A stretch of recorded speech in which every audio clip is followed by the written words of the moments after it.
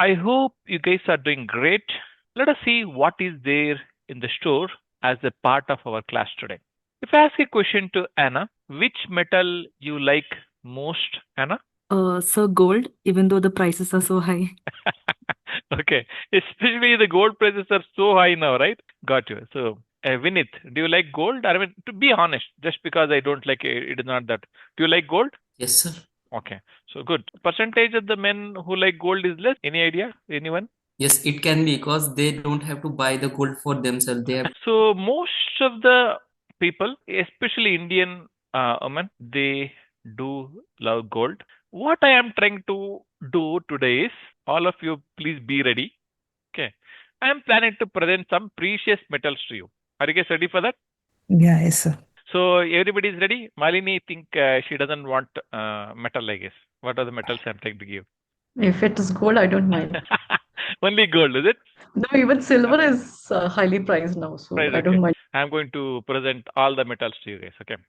So I'm going to present brass, aluminum, gold, silver, especially three things. I'm going to present these three things for sure. Okay.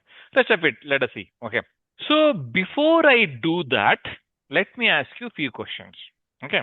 Whoever answer really well, for them only I'm going to present the metals. I mean precious metals. Shall I do that? Yes, sir. Okay. So do you guys remember this picture? Yes, sir. Yes. What is this? Lakehouse. Lake house. Okay. Okay. I mean, it is a lake house, but why did I really talk about the lake house? What is lake house? Anyone? It It's a is data a item, sir. It's a data item. Okay. Then anything else? it is a storage capacity of data lake and analytical capability of warehouse. Okay. So data lake house is a platform designed for storing, managing, analyzing structured and unstructured data. Okay. Basically storing the data. It can be structured, unstructured, and we do remember lakehouse is formed by taking the wonderful things of data lake and taking the wonderful things from the data warehouse. That is the reason it's called as lakehouse. Now, what I am saying is data is the one which is stored in a lakehouse. Now, when we store the data in a lakehouse, okay, we need to organize that in a format. Okay. So based on, is it a raw data? Is it a transform data? Is it a some kind of a data? Based on the kind and type of the data, we need to organize it. Otherwise, if you dump everything and anything without any organization, be able to retrieve it and subject that for the analysis. So you need to organize it. Let us take a wardrobe. How are the clothes organized in a wardrobe? Do you dump everything in one place? No, Okay. sir. Some small clothes in some small compartment, two compartment, some hangers. So in the same way, there is a methodology, there is architecture to organize the data in the lakehouse. That is called as a medallion architecture. In lakehouse, the data is organized in a medallion architecture. Anyone who knows the literal meaning of the medallion? It's a small round piece of metal on the chain which is worn as jewelry around the neck. Okay, that is medallion. Okay. So now the reason they borrowed is medals would be bronze, silver, and gold, right? Mostly in all the sports, especially in the Olympics, it is bronze, silver, and medal.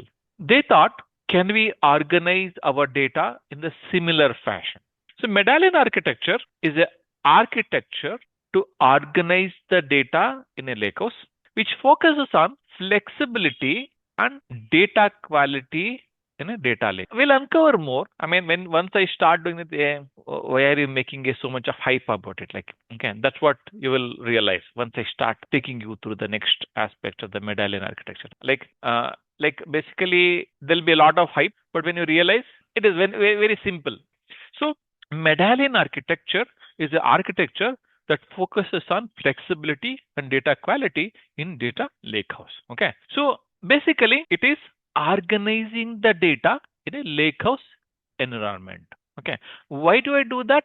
For maintaining the data quality for the effect. And how do I do that? By three layers: bronze, silver, and gold. Okay. Any idea based on what we have discussed so far? I know you guys have become really good in guessing that. What is this bronze? What is this silver? What is this gold? Any idea? Anyone? The best quality data may be in gold. Very good. Then what else? Like, how about silver? The raw data will be there in the bronze. Raw data will be. Oh man, all of you, what you said is absolutely right. Okay. So, as I said, as you guys said, it is in the bronze layer, we have a raw. In the silver layer, we have a validated data. In the gold layer, we have enriched data. Now, the course is sequential is because we already discussed about different aspects of the data from the beginning of our class, right?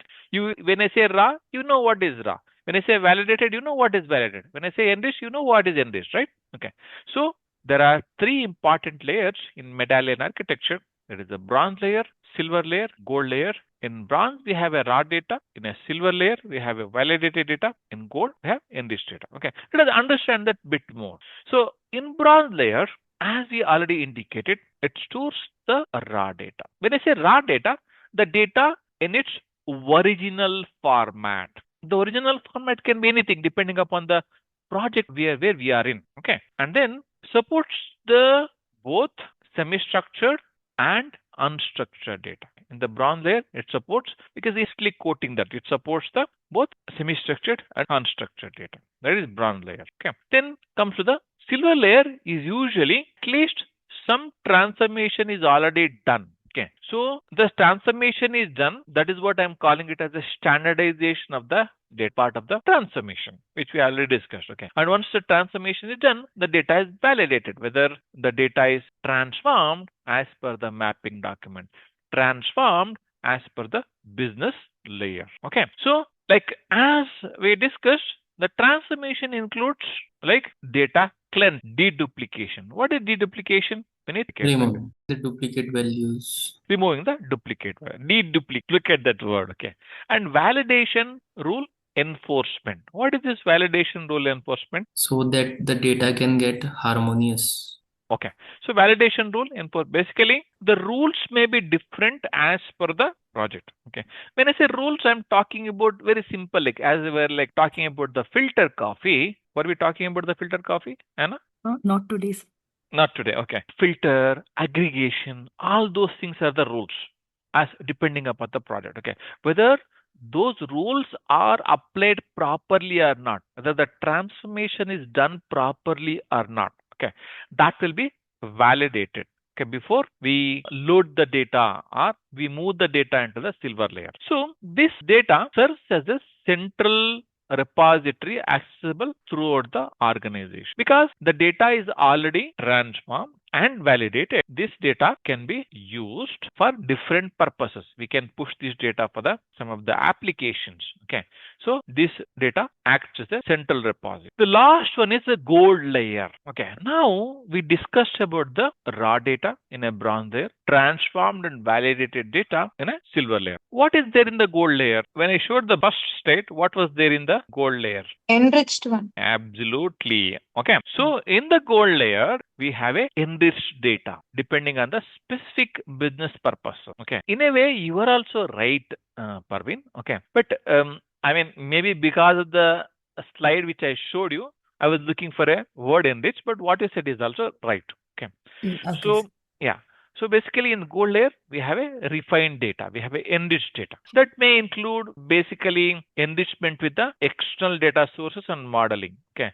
So when you try to get the data from external sources and include that as a part of your data, so that adds a value to the existing data, that is called as a refinement or enriched. So here also, once the data is there in the gold layer after the refinement or enrichment, so we can use the data in the gold layer for further analysis. It can be machine learning or push it to the operational application. Okay.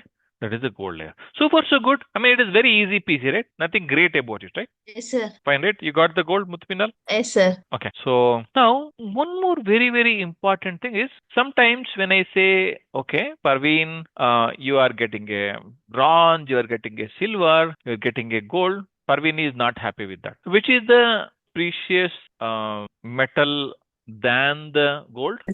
Platinum is, yes. So what you can do is, let us say, depending upon your project, you can add some more layer, okay, either in the beginning or in the end. Okay, beginning means before the bronze, you add a layer called raw. Okay, and then go through the silver, then gold, then you can add a platinum. Sir, instead of raw, we can add aluminium layer, no, sir? You can, it's up to you. Yeah, you can. No, everything will be in the form of metals, In the right? form of metal. Yeah, that way. You can do that. What I'm saying is a customization option. Okay. Okay. So you can customize, add the layers in the beginning or in the end, depending upon your requirement. Okay. Now the question is, we understood there are different layers. We have bronze, we have silver, we have even the gold layer. Okay. I mean, the data has to move between the two layers, right? Does it happen on its own? I already answered the question. No, it doesn't move on its own. Okay. So there'll be a movement. You have to move the data. So there are different ways to transport the data between different layers. That can be done by the pipelines. Usually by using the pipeline, you can transfer the data between the layers. Okay. And what are the different things you have to consider when you're moving the data between the layers? Any thoughts from anyone? Malini. Security of the data. Security of the data. Okay, that's good. Anything else? Volume. Volume. Very. Anything else? Consistency. Consistency. Okay. So, like whenever you are moving the data between the different layers, you have to see, if I say the data has to be raw, I have to define, because while there is a high level definition of each of the layers, you can customize those definitions depending upon your project. So now, what are the transformations you need to make before moving the data from bronze to silver or from silver to gold? That also you need to consider.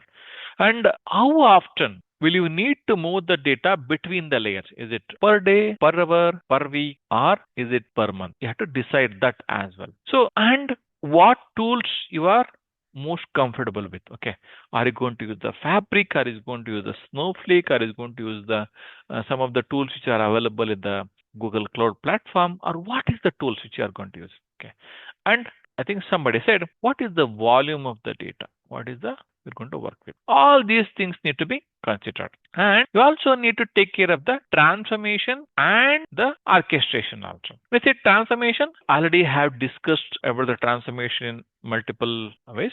So when you are moving the data from one layer to another layer, you have to consider the data transformation. Data transformation is like you have different thoughts, different ways. Okay, you are altering the structure or content of the data to as per the mapping document, as per the business rules. Okay, and also we would be using the tools for the data transformation. Okay, that can be data flows, Gen2 or notebooks, depending upon your requirement.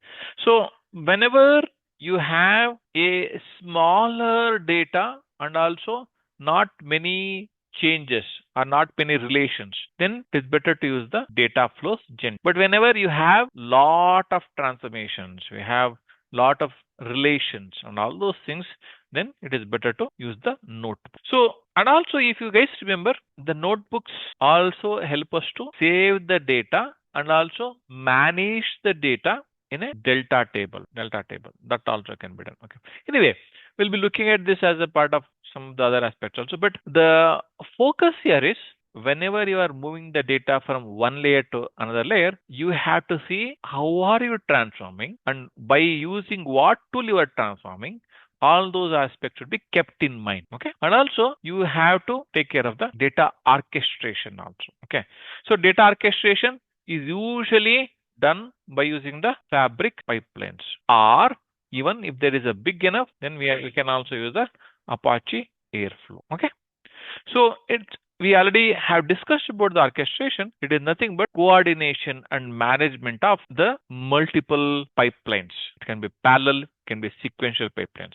Okay, we already know what is pipeline. So the data is moving from one place to another place. Okay, in a flow. In a flow. Okay, anything else? What is pipeline? The logical group of tasks. Logical grouping of. Yeah, logical grouping of the activities to perform a task. Okay, so that is what is pipeline is. Okay, and also if you don't want to remember logical grouping of activities to perform a task, you can also remember the pipeline as a series of steps. Okay, that move the data from one place to another place, or like transform the data. And also in this case, they also transfer the data from one layer to another layer. Pipelines can be automated. Okay, we can run the pipeline by using the scheduled trigger or triggered by an event. We discussed that as a part of the triggers. Okay, what is trigger, Anna? So the action. Okay, so in order to run the pipeline, you have to trigger the pipeline too, right? It's like an action in Spark, right? So after you build the pipeline, you have to run the pipe. You have to trigger it. Okay, so you have different types of triggers: scheduled trigger, trigger by event, and all those things. Okay, so we kind of discussed that at a high level. Okay, so when you really look back, whoever has worked data for a very long time, this has been always there. Like that, different layers of the data has been always there. But what happened is, in the recent past, they have given a nice name for this: Medallion Architecture, right? Okay, so with that, we do have multiple benefits because we know in which layer which kind of a data is there. It improves the data reliability. We know in gold layer it is enriched data. We know in case of silver layer it is minimal transform or a transform data. Okay, so it improves the reliability, uniformity. Okay, we know in which layer what kind of data is there, and also readiness for the analysis. If the data is not moved to the gold layer, we know whether we can utilize the data in silver layer for our analysis or not. Okay, and also it promotes the managing the data in a agile way. Okay, so in case if you change the business rules and all, you'll be able to quickly adapt. Okay, in this layer we have done this transformation. This transformation need to be modified. This transformation need to be done in a different way. Okay, so because we are properly maintaining the layers, and also we know in which layer what kind of quality of the data, in a way the implicit advantage of this is a governance and also compliance. Depending upon the government or a project, you have to take care of the compliance, like Sarbanes-Oxley complex, HIPAA compliance, and all those okay, that is the benefit of Medallion Architecture. Any doubts here? Are you guys good? Yes, sir.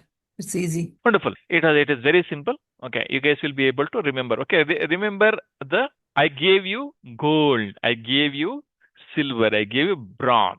Okay, if you remember that, it will be easy. Last part of this is, okay, so what happens is, I think when I asked a question, Parveen saying the securing the data. Okay, so one more important thing what this Medallion Architecture serves is, we can set the permission based on the layer also. So before we do that, you have in an organization, you have multiple workspaces.